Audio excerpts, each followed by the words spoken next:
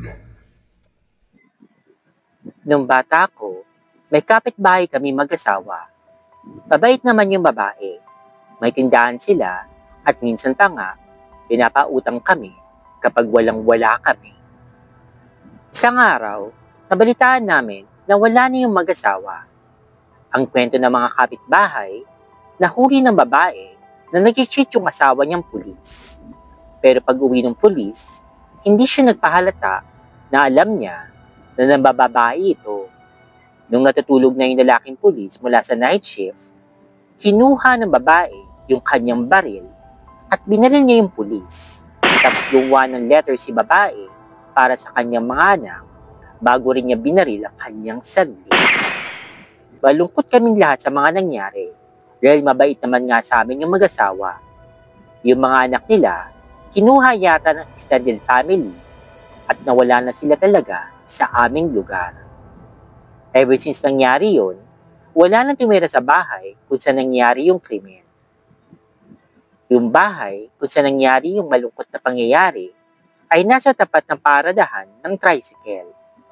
Pero yung mga pumaparada ng tricycle doon, hindi mga taga-purok namin. So majority sa kanila, walang kaalam-alam tungkol sa istorya. Yung mga matatanda at matagal na pumaparada doon, yun lang yung mga nakakaalam. Isang umaga, mga around 3:30 a.m., may isang tricycle driver na baguhan na pumarado sa pila ng tricycle. Siya lang yun nandoon, gustong makaboundary ng maaga. Habang naghihintay siya ng pasahero, may nakita siyang babae sa kabilang kalsada na nagwawalis. Yung babae na yung nagwawalis doon sa tapat ng bahay kung saan nawala yung mag-asawa. Pero hindi niya alam na abandonado na pala yung bahay na iyon. Akala naman ng tricycle driver, tao yung nagwawalis. So, hinayaan niya lang. Pero na-weirdohan din daw siya kasi syempre, 3:30 a.m. pa lang ng umaga iyon. Bakit ang aga-aga naman magwalis ng tapat ng kanilang bahay? After some time, yung babae nagwawalis, tinatawag daw yung driver. Kumakaway. Kala naman ng tricycle driver, sasakay yung babae. So, in-start niya nga yung motor. Pagbaling daw ng motor doon sa palapit sa bahay, nawala bigla yung babae. As in, biglang nag-fade. Sobrang natakot yung tricycle driver. Kaya humarurot ito palayo at hindi na siya pumarada doon ng madaling araw. A couple of years passed, may tumirang mag-anak doon sa bahay. Hindi naman daw sila naniniwala sa mga multo, kahit na kinuwento na ng mga locals kung ano bang nangyari doon sa bahay na yun. 1 week pa lamang yung pamilya doon sa bahay, mag-isa lang daw yung anak nilang bata na nanonood ng TV. Nang biglang may sumitsit din sa bata. Pagtingin ng bata, may lalaki daw doon sa kwarto na nakaupo at ang sabi nito sa kanya, Anong ginagawa mo sa bahay na? Tumakbo daw bigla palabas yung bata na umiiyak. Nilagnat ito. Next thing you know, wala na yung pamilya sa bahay na yun. Lumipat kagad sila. Wala na tumira pa dun sa bahay na yun ever since. Kapag dumadaan din ako sa bahay na yun tuwing gabi, hindi ako tumitingin sa bintana ng bahay. Baka kasi may makita ko sa loob. May naka-experience na ba sa inyo na nagpa-house blessing na may kasamang elements of exorcism? Nakaschedule kami para bukas sa gagawin na exorcism ritual. I don't know what to expect and actually, natatakot ako. Napabless naman na dati itong bahay namin nung bagong lipat kami dito. Hanggang sa sunod-sunod na yung mga horror encounters namin dito sa bahay. Ang pinaka-recent na nangyari ay nung nagising yung pihipag ko sa madaling araw. Pagkamulat ng mga mata niya, naka-face-to-face niya ang isang unknown entity dito sa bahay namin. Yung mga previous encounters naman, bagong lipat kami noon. Pero that time, ako lang yung mag-isa sa bahay at ako yung nagmamap. Pumunta muna ako sa washroom para manlawan yung map. Pagbalik ko, may makabakas na ng mga 5 to 6 footprints doon sa sahig. Yung electric fireplace namin, simula na paglipat namin dito sa bahay, hindi na talaga namin yun maon dahil wala yung controller. Sinabihan din naman kami ng agent namin tungkol sa nawawalang controller, so sabi nila, yung fireplace namin ay for decor purposes lamang. Nung mismong house blessing namin, sabi na lang nung bisita namin sa akin, ang ganda naman ng fireplace nyo, paano nasisindihan at saka napapatayan? Paglingon ko, naka-on na yung fireplace. Mga 5 minutes lang ang tinagal bago namatay din. Ang encounter naman ng anak ko, nung mga 3 years old siya, nag-start yung mga nakikita niya. Luna. Yan yung unang pangalan na binanggit niya. Sabi niya sa amin, Favorite Luna? nagtaka kami kung sino si Luna. Ay wala namang kaming kakilalang Luna. Tinanong namin kung sino ito. Sabi naman niya, playmate daw niya. Tinanong namin ulit kung paano niya nalaman yung pangalan. Ang sagot naman ng anak ko, yun daw kasi yung sabi sa kanya nito. Tinanong namin ulit kung saan niya nakita si Luna. Ang sagot naman ng aking anak, nagtago na daw at bumalik na daw sa closet. Na-curious yung father-in-law ko, so nagtanong siya ulit sa anak ko. Ang tanong ng biyenan ko, kung ano daw yung itsura. Ang sagot naman ng aking anak, She has red eyes. madami pang nakikita yung anak ko dito sa bahay. Gaya ng may tumatakbong bata, may nakatayong lalaki sa likod ng lola niya habang sila'y naglalaro, at may katabi siya one time habang kumakain na hindi naman namin nakikita. Ang pinaka-kinatatakot ko para sa aking anak, mga around February 2025 lang ito nangyari, ay yung mismong ako yung nakakita. Nakaupo lang kami magkaharap kasi pinapakain ko siya. Bigla na lang umangat yung left arm niya at parang hinila siya ng 2 beses. Tapos bigla siyang umiyak ng sobrang lakas at ang sabi niya, Mommy, I'm so scared. I'm scared. nagkwento ko lahat ito sa pari kanina over the phone at yung mga iba pa naming karanasan. Sabi niya, baka daw kasi infested yung bahay namin na mga unknown or unwanted entities, kaya much better daw na magpa-exorcism ritual kami. Sana, after ng blessing bukas, mawala na yung mga kababalagan namin dito sa bahay.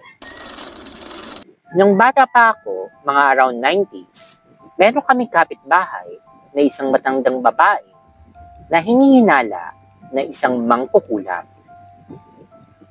Siya din yung may sala kung bakit nawala yung lola ko. Napakalaki ng kanyang bahay na gawa sa kahoy. Ang naalala ko noon, kada madaling araw, may nanginginig kami sa kanyang kusina na parang may nagdidikdik na hindi namin mawari kung ano. Tapos minsan, dumadalaw sa kanya yung mga amiga niya para magbadyog. Pero mga mukha ng mga bisita niya, mukha ding mga mangkukulang. Yung kumbaga, yung mga nakikita natin sa pelikula na ang tatangos ng ilong. Minsan lagi siyang wala at nagkataong naglaro kami ng mga kalaro ko ng tagu-taguan at naisipan namin na pumasok sa kanyang bahay para hindi kami mataya. Madalas siyang wala sa kanyang bahay.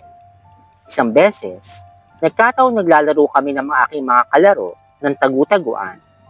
Naisipan namin na pumasok sa kanyang bahay para hindi kami mataya. Pagkapasok namin sa bahay niya, mayroon isang napakalaking aparador na puno ng mga manika. Naalala ko noon na ang creepy nila tingnan, nakalaki yung salamin doon sa aparador.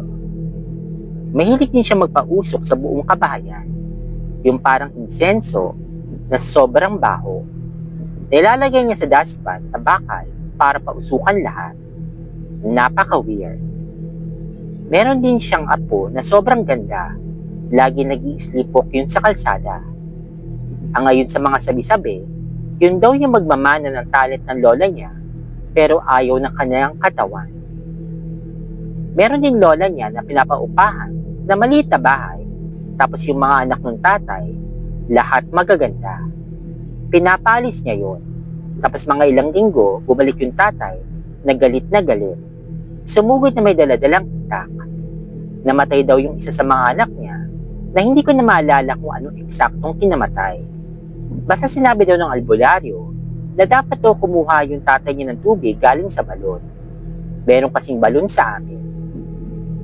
Tapos noon, na-aksidente yung anak niya na lalaki na driver ng jeep. Meron daw inalagang aso kaya na-aksidente. Napaka-creepy nun dahil naalala kong umattend ako sa lamay ng anak niya. Ayon sa mga sabi-sabi, yun daw yung naging karma nito na sa kanya tumama imbis na sa mga mahal niya sa buhay na siyang mawawala sana. Ang alam ko, nawalan din siya ng isang anak na lalaki dahil nagpakatiwakal daw dahil sa dami ng problema. Dumating yung panahon na yung lolo na yon ay sumakabilang buhay na rin. Ang kanyang mga lupain ay wala na. Lahat ay naibenta na.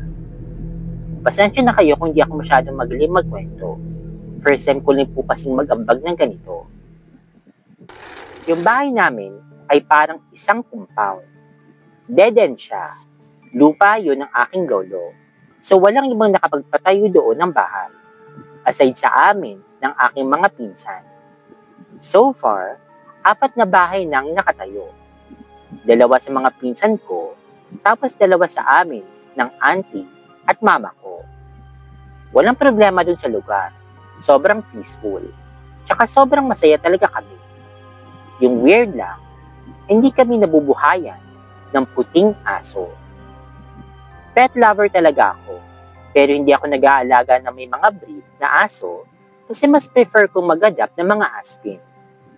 Last year, I took the risk to adopt a white puppy from my university kasi naawa akong walang nag-a-adapt sa kanya kasi siya yung runt of the litter. After 5 months, namatay siya habang natutulog sa kanyang crate. As in, wala naman siya kaproblema. Hindi naman siya nalason kasi dyan lang naman siya kasama ng mga aso ko dun sa aming compound. Walang naglalagay ng lason sa family ko. Lahat naman kami mga pet lovers. Yung position niya sa crate ay parang natutulog lang talaga. Yun nga lang, naninigas na siya. Yung iba ko namang mga aso, yung pinakamatanda ay 9 years old. Babae at light brown yung kanyang kulay. Yung sumunod ay lalaki na parang tiger yung kanyang fur. Yung isa pa, lalaki rin, na kulay dark brown naman ang kulay. Walang nangyayari talaga sa kanila, as in. Pero nung namatay yung white dog ko, sabi ng ate ko, pinsan ko siya, Hindi talaga tayo nabubuhayan ng mga puting aso, no? doon ko naalala na lahat ng mga aso na meron ako nung bata ako, hindi talaga sila tumatagal. Kahit sobra ko naman silang inaalagaan. Lagi na lang may nangyayaring maglilis sa kanilang kamatayan. Yung pinakamatanda kong aso, kapag nanganganak yun, healthy naman sila. Pero kapag may isang puting puppy, lagi na lang huli na namin nakikita. Nasasakal na pala ng mga vines. O paglabas, putol ng mga body parts. Parang hindi siya nabuo na maayos sa tiyan. Meron din Shih Tzu dati yung pinsan kong dala kasi binigay sa kanya ng kapatid ng fiancé niya. White din yun. Unfortunately, namatay lang talaga. Wala naman sign sa kahit anong struggle. Ang weird palagi sa pagkamatay nila, kapag napag-iisipan ko kung may connection ba yung death ng mga white dogs namin. Naalala ko tuloy yung sinabi ng friend ko way back in high school. Sabi niya, gusto niya sanang ampunin yung isang puppy ng aso ko, kaso kulay itim daw. Hindi daw kasi siya nabubuhayan ng itim na aso kasi may mga nakatira raw sa kanila na hindi nakikita ng mga itimang energy. Hindi ako sure pero ibig sabihin niya yata ay mga engkanto. Pag ganyan daw, masasama yan. Tapos naalala ko rin, sinabi ng auntie ko, nung bahay pa lang nilang nakatayo, may nakapunta raw sa kanilang bumibili ng bakal. Ang sabi daw nito, huwag daw magpipintura ng mga bright colors o yung matatapang na colors kasi masakit daw yan sa mga mata ng mga katabi namin diyan. Yung last na bahay na pinatayo sa area namin, nung natutulog yung pinsan ko habang ginagawa yung kanilang bahay, napaininipan daw niya na may mansion sa likod ng kanilang pwesto. May 3 daw na nakatirang babae. Isang abogado, isang nurse, at isang teacher. Tinatanong daw siya na kung ano-ano, pero mababait naman daw. Sinabi lang sa kanya na dapat hindi nalalagpas sa ganitong area yung bahay na pinapatayo nila kasi mahaharangan daw yung front door ng kanilang mansyon. Nakinig na lang sila kuya kasi why take the risk, diba? As far as I remember, parang nagsindi yata si kuya ng kandila doon at nag-pray kay God for guidance. Tapos sabi ni kuya, hindi kayo namin gagambalain. Gusto lang din namin mamuhay at bumukod. So parang wala naman nangyari. Kahit parang magkapit-bahay lang sila. So ayun na nga. Nung namatay yung kulay puting aso ko, sabi ng isa kong pinsan, since asthmatic nga siya, nung bata raw siya, tumitingin lang siya sa iba kong pinsan pag naglalaro sa labas. Pero one time, may nakita raw siya habang naglalaro yung mga pinsan ko na sobrang laking aso. Kulay puti din yung kulay. Galing daw sa punso. Tapos tumakbo sa likod ng mga pinsan naming naglalaro, papunta sa kabilang side ng last na bahay na may tinayo daw na mansyon.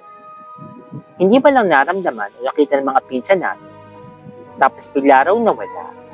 Pero naalala ng ate ko na sobrang laki daw ng aso. Mas mataas pa daw sa puno ng nyog. Hindi naman sobrang taas ng nyog, parang dwarf coconut lang. Pero kung i-compare mo sa mga normal na aso, sobrang laki pa rin. Doon kulang na pagtagpi-tagpi ang lahat. Baka kaya namamatay yung aso namin kulay puti kasi kinukuha sila na mga katabi namin diyan. Kasi akala nila, kauri pa nila o bilong yan sa kanila. Gaya ng sinabi ng classmate ko na namamatay daw pag black yung aso nila kasi kinukuha naman ng mga itim na engkanto sa kanila. Hindi naman talaga ako sure kasi wala naman sa family namin ang naniniwala sa mga ganong klaseng bagay. Since lahat sila ay sobrang religious, so parang walang naniniwala sa akin kapag nagkukwento ako. Especially ako yung bunso sa family namin. Pero pwede kayang tama naman yung guess ko, may nangyari na rin ba na similar sa inyo? Siguro dapat maging thankful na lang ako kasi kahit ganun, mababait naman yung mga neighbors namin. After last year, hindi na talaga ako kumukuha ng mga puting aso. Sinabihan ko na rin yung family ko na if ever magkaganon na, kawawa naman yung puppy dahil hindi siya magtatagal o mabubuhay. I was in second or third year high school sa isang Catholic school sa Region 4 nung nangyari ito. Hindi ko na lang babanggitin yung mismong location kasi medyo maselan yung organization involved. Bilang isang estudyante sa isang Catholic school, active member din ako sa Parish Youth Council saka sa choir. Taon-taon, may ginaganap na youth camp sa bar carrier namin at ito yung first time ko na sumali. Bawat grupo ng kabataan na kasali, kailangan mag-prepare ng performance. Napili namin mag-perform ng hands presentation. Nagsimula lahat sa hands presentation practice namin. Every week, nag-meet kami para mag-practice. One time, ginabi kami ng uwi at biglang nag-invite yung iba ko pong ka-member at gusto ko raw sumama sa kanila na mag-ghost hunting pagkatapos ng practice. Bumayag naman ako, pero binawi ko rin kasi for sure napapagalitan ako ng lola ko kung late akong uuwi. Isa yun sa pinakatamang desisyon na ginawa ko sa aking buhay. Nagsimula yung mga kababalaghan mula noon, pero tanging yung mga 30 na ka-member ko lang na nag-ghost hunting ang nakaranas hanggang sa dumating nga ang araw ng youth camp. Ginawa ang youth camp sa isang public elementary school. Bawat parish youth group ay may kanya-kanyang classroom na tinutuluyan. Doon kasi kami dapat tutulog ng isang gabi. Sobrang excited namin nung araw na yon at sobrang abala rin kasi kailangan pa namin mag-practice dahil mag-represent na nga kami sa gabi. Wala pang tanghali pero nagsimula na ang mga kakaibang weird na pangyayari. Yung pinakamatandang member na itago na lang natin sa pangalan na Kuya C. Nung umaga ng araw na yon, bigla na lang nagkaroon ng leg cramp si Kuya C at nanaginip ng hindi maganda. Meron daw siyang mensahe mula kay Miguel. Yung Miguel yata ay yung kaibigan niyang entity or spirit. Hindi ko sure kung nagsimula niya makilala yon nung nag-ghost hunting sila. After that, yung tatlong magkakaibigang babae na members din ng group namin ay sabay-sabay din na nagkaroon ng leg cramps. Sabay-sabay din na tumigil yung mga kisig nila. Kinakabahan na nga kami kasi kakaiba na yung mga nangyayari. Nakakaramdam na ako ng tension sa bawat isa. Nawala na yung excitement namin, lalo na nung paggabi na. Dahil malapit na kami mag-present, kumain na muna kami ng hapunan at nagpalit na kami ng damit. All black yung damit namin at nakasuot lang kami ng white gloves para sa hand presentation. Habang nagbibihis, biglang lumakas yung boses ng isa naming ka-member na may kinakausap sa may bintana. Pero wala namang tao sa may bintana. Madilim pero may nakikita daw siya. Nakiusap siya doon sa kausap niya na di naman namin nakikita na wag daw ituloy at tama na daw. Doon na kami talaga lahat natakot. Medyo nagkagulo ng lahat sa loob ng classroom na bilang nakita ko na tumaas sa may parting batok ng isa kong ka-member yung rosary niya. Hindi talaga ako makapaniwala sa mga nakita ko. Parang may nagtaas talaga, pero wala naman akong nakitang kamay kasi lumutang lang yung rosary. Hindi na lang ako umimik. Di nagtipon-tipon na kami lahat para magdasal ng Apostles' Creed. Naghawak kami ng mga kamay at bumuo ng circle. Nung nasa parting, I believe in God, the Father Almighty, Creator of Heaven and Earth, doon na biglang nawala ng malay yung mga ka-member ko na isang lalaki at isang babae. Si Kuya C, yung lalaki doon. Pangalanan lang natin yung babae na Ate G. Doon na sila sinapian. Nagkagulo at nagkakaiyakan na halos lahat. Pagkatapos yung rosary na nasa loob ng isa kong ka-member, naputol na. Doon ako natakot talaga kasi nakita ko previously na lumutang yun bago kami magdasal. Dinala nila sila Kuya C at Ate G sa labas ng classroom at ibinaba doon sa basketball court. Naglabasan na rin yung ibang mga kabataan sa ibang mga classrooms kasi narinig nila yung komosyon. Nakihawak ako sa binti ni Ate G kasi nagpupabigla siya at sumisigaw. Marami kami nakahawak pero napakalakas pa rin niya. At this point, yung tatlong babae na nag-leg cramps nung umaga, sabay-sabay na namang nag-leg cramps habang pinuposes sila Kuya C at Ate G. Di ko alam kung sino ang unahin kong i-consult sa mga ka-members ko na nakakaranas sa mga ganong pangyayari. Hanggang dumating na rin yung parish priest namin. Halatang nagulat siya at napatitig na lang kay Ate G. Nagwisik siya ng holy water sa kanang dasal. Medyo matagal-tagal din yung pangyayari na yun kasi umabot din ng hating gabi. Pinagpalit na kami ng mga elders namin ng kulay puting damit. Kung sino-sino nagpahiram sa amin kasi di kami makapasok sa loob ng classroom noon. Nung napakalma ng lahat, naglakad kami papuntang simbahan sa tabi ng school at doon nag-vigil yung mga madre. Magdagmag na nagdasal at nagkantahan sila. Naulit pa rin yung pagkaposes kila Kuya C at Ate G sa loob ng simbahan. Pero eventually, tumigil na rin. Hindi ko alam kung nakatulog pa ba ako noon.